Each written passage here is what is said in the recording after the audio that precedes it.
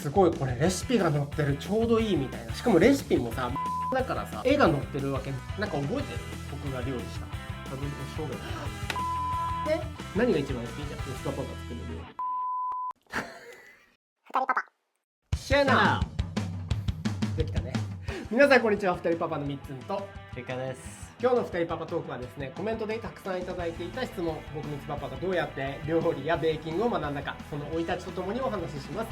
そしてその料理の腕を使ってどうやってこの素敵な旦那様をゲットしたか、出会った頃の話、そして僕の料理をリカパパと息子くんは本当はどう思ってくれているか、本音の感想を聞いてみたいと思います。最後までお見逃しなく。二人パパ。はい、ということで今日の二人パパトークなんですけれども、さっきもオープニングでも言った通り、たくさんねコメントをいただいてるんですよ。うち料理動画がやっぱり多いので、あと僕が料理してることが多いので、こうみつパパどうやってその料理習ったんですかとか、どうやって勉強したんですかみたいなことをよく聞かれるので、それについてお答えしていきたいなと思っております。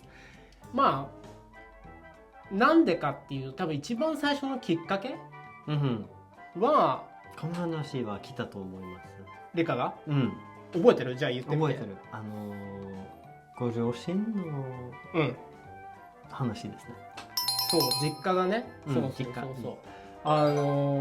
僕の両親は自営業だったんですね。で、小さな寝具の小売店をやっていて、もう今も全然やめてるんですけど、違うところに借家借りてこう寝る場所とか、子供が多かったから子供部屋みたいな感じで別にこう借家は借りてたりしたんだけど、夜ご飯は絶対そのお店のキッチンとリビングルームっていうか、ダイニングルームで食べてたって感じで、なんでかっていうと、もう昔だったからさ、うちの親お店を朝の9時に開けて夜の9時まで開けてたから、その夜にもお客さんが来るかもしれないっていうことでずっとそこにいて、夕食の準備もお母さんがずっとお店をやりながらそこでやってたんですけど、そうするとその料理をしてる間にお客さんが来るんだよね。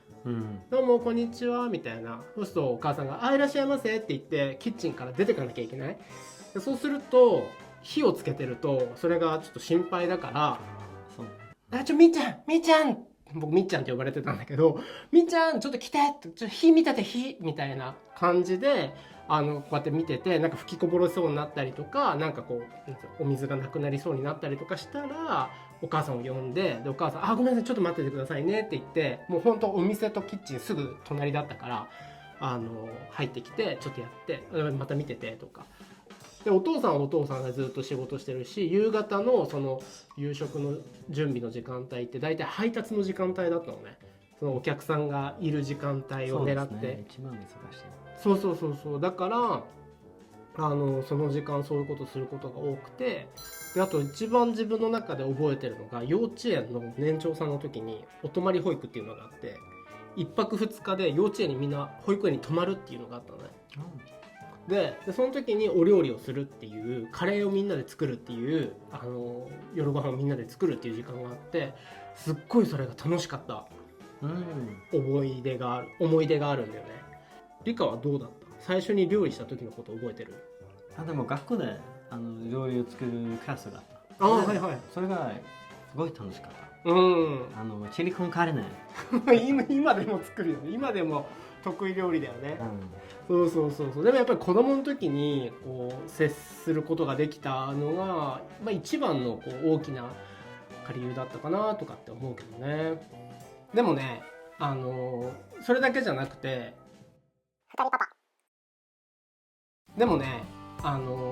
それだけじゃなくて料理が好きっていうよりも一番は多分食べることがすごい好きだったんだと思う。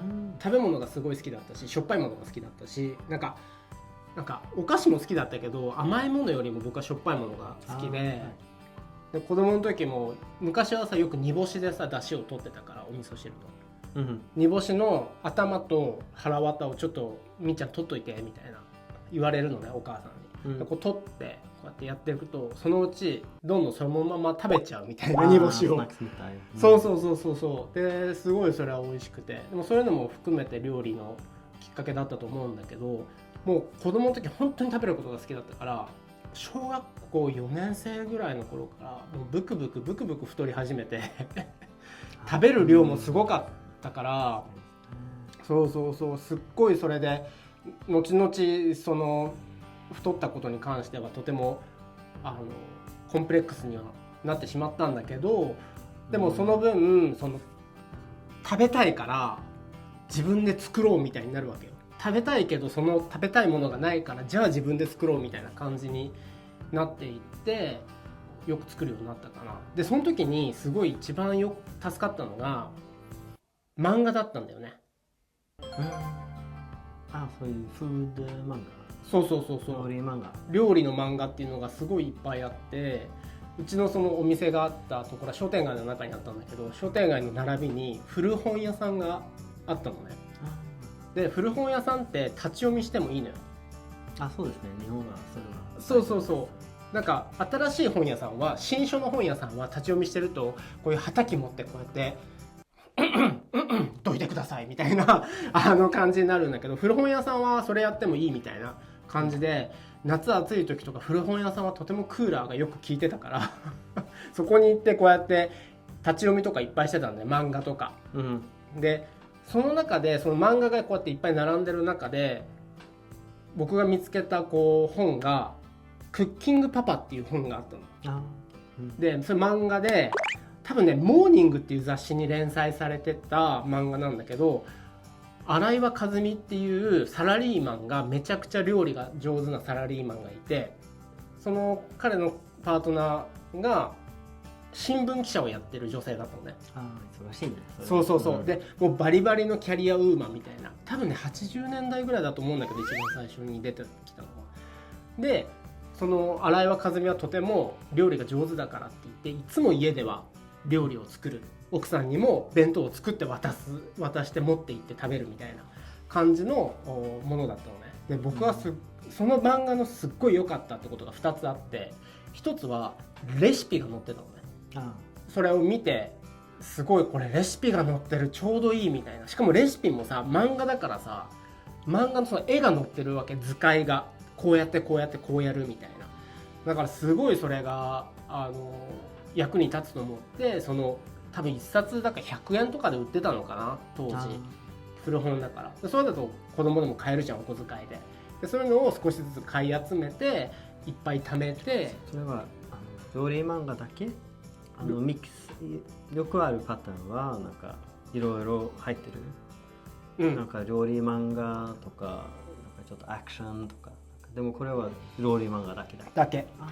そのクッキングパパはね、クッキングパパはその家庭の家族の話に食べ物が入ってくる。で今回はなんかご近所さんとこういうものを作りましたとか、なんか例えば近所のおばあちゃんが教えてくれた田舎パイとか、なんかすごいそういうものを紹介されてて、自分で作りやすいものもいっぱいあったから、当時で言うと、その今言ったけど田舎パイっていうごま油となんとか小麦粉を練って、ネギとかを入れて平たくしてパイみたいな感じだと思うんだけど、しょっぱい、そういうのを作ったりとか、あとはおかかチャーハンを作ったりとか、鰹節を使ったチャーハン、なんかすごいそういうのを作って自分でよく食べたりとか、たまに家族に作ったりとかすることをよくしてたね。でももうさっき2つあるって言ったんだけど、クッキングパパのいいとこって、もう一つは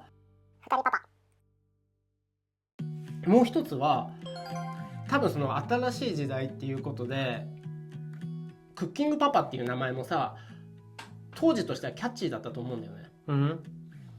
そうね、家で料理するのはママの仕事だからみたいな、だけどそこでクッキングパパっていうことで、その男性が家で家族のために料理をするっていうのがすごいかっこいいっていう書き方だったわけよ。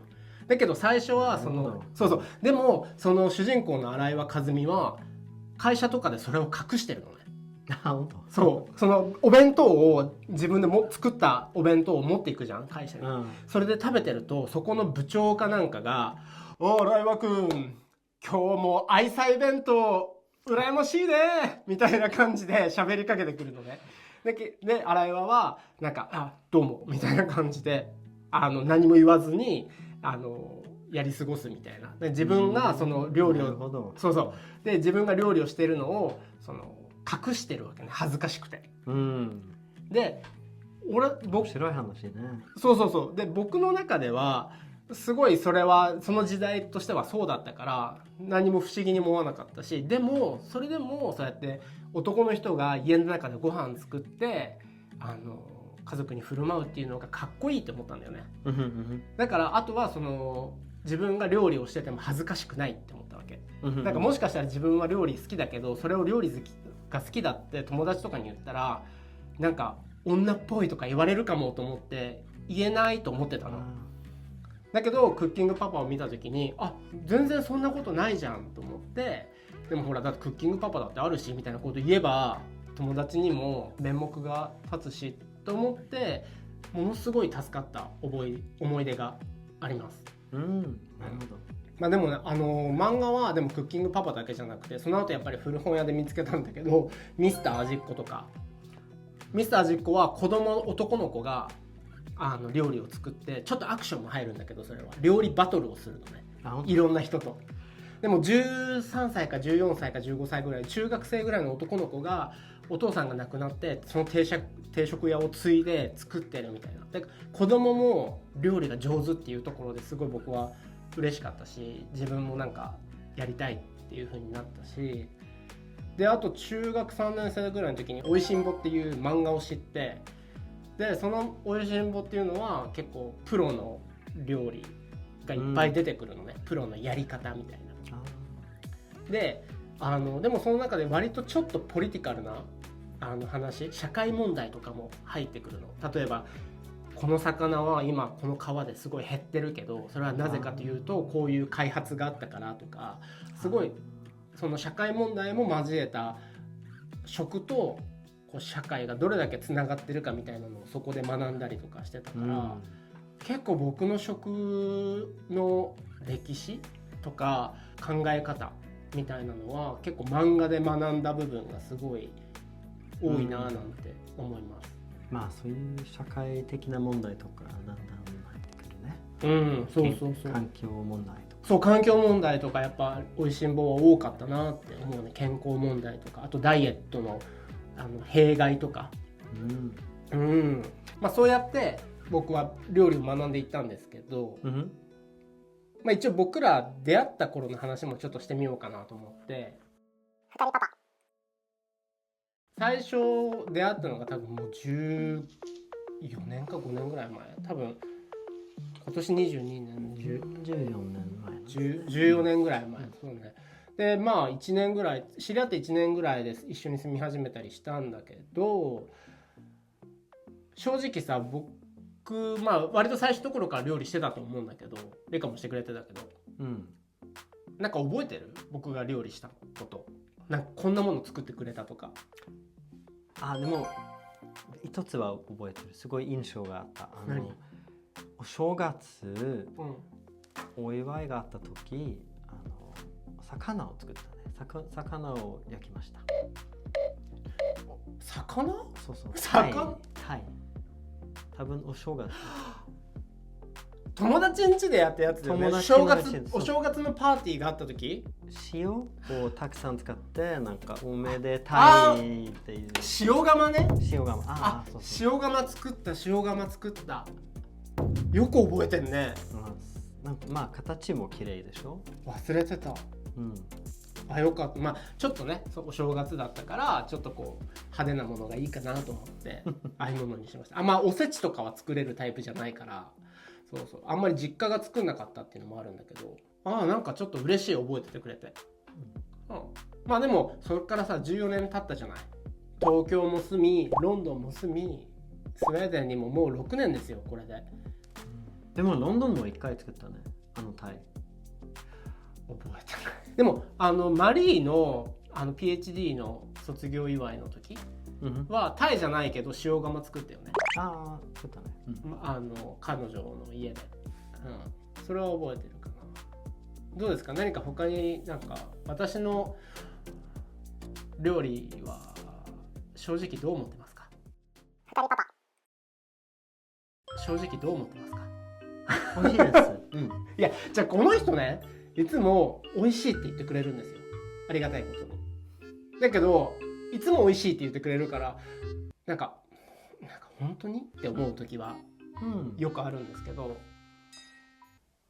でも美味しいです。本当に正直言っていいんだよってなんかすごい俺が脅してるみたいだけど今、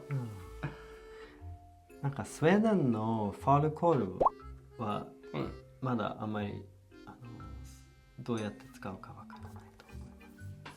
いやいやどうやって使うかわかスウェーデンのファールコールは日本料理を作ってファールコールを使って、それはいや違う僕は違うの、誤解しない。ファールコルブは別にまずいとか思ってないし日本料理にもこうアダプトできると思ってるけど、違うのよ。もうスウェーデン人ねソーセージ食べ過ぎなの本当に。いやーなんか子供が子供がいると特にもうなんかちょっとお腹空いた軽食でこう例えば日本だったらたこ焼きとかいろいろたい焼きとか、あとなんかこういろいろコンビニのおにぎりとかいろいろあるじゃない。ホットドッグしかないのよ、街に売ってるものが。だからそうするともうなんか家に帰ってまでコルブなんかソーセージ食べたくないなみたいな感じはあるのでそうなっているだけですすいません。でもちょっとじゃあ頑張ります。これからじゃあコルブのアレンジ料理をじゃあ頑張りますね。でもちょっと今日は聞いてみたいことがあって、それは今もうリカパパに聞いたわけですよ、本当は料理どう思ってますかっていうところ。だけどちょっと今日はもう一人ね聞いてみたいなと思う人がいるんですよ。息子くんにそうですね、ちょっとパパたちの料理をねちょっと感想を聞いてみたいと思います。ちょっと息子くん呼んでこよう。リカパパはあんまりピッキーじゃない。そうだね。結構いろいろどんな料理出しても僕もイタリアンもタイも日本料理何でも好きです。食べてくれるね、でも息子くんは結構ピッキーです。じゃあちょっと聞いてみましょう。二人パパ。ここで座る？パパとミツパパとリカパパのお膝で座る。さあということで息子くんがやってまいりました。シェナっていう？シェナ。はい。今日はねミツパパとリカパパお料理のお話をしています。でミツパパもリカパパもお料理するんですけど、どっちのお料理が好きですか？どっちも好きじゃない？両方ってこと？模範解答ですね。じゃあ次もう一つ聞きたいことがあります。ミツパパの料理好きですか？本当？何が一番好き？じゃあミツパパが作る料理。寿司。そうですね。そうだね。ミツパパは寿司を作るね。よく作るね。あと他には？それだけ。それだけ？それ以外は？じゃあリカパパは何を何を作ってる？タコスとピザ。タコスとピッツァ。ピッツァは、確かにピザトーストとかも作るしピッツァも作るね。とにログもするの存在してもある。何？ピザ。ミツパパが作るピッツァってこと？こういうの自分で作るのピザ。デーゲンから作るときね。はい。たまに作るね。こういうのカニ入れる。うさぎのね耳つけたことあるね。他はもうないですか？はい、それ一緒大好きの。さあミツパパの料理っていうか全体的に君が好きな料理だよね。だけどじゃあなんか嫌いな食べ物ありますか？ミツパパが作るもので。結構気を使う子ですね。誰が一番美味しいショップラー作ってる？パリモそれ模範解答。それスウェーデンではその質問されたら絶対ファルモルって言わなきゃいけない。まあということでねこうやってちょっと聞いてみました。最後ヘイドまで一緒にいてじゃせっかくだからまだ。さあということでぜひまた皆さんいろいろご質問とかコメントとかがありましたらコメント欄の方にお寄せください。あと高評価ボタンの方もよろしくお願いします。あとチャンネル登録もまだの方ぜひお願いします。まだヘイド早いよ。じゃあ行くよ。せーので行こうか。じゃあ皆さんせーので行きます。せーの。ヘイドー。それリカババどう作った？ I love you. 2人パパ。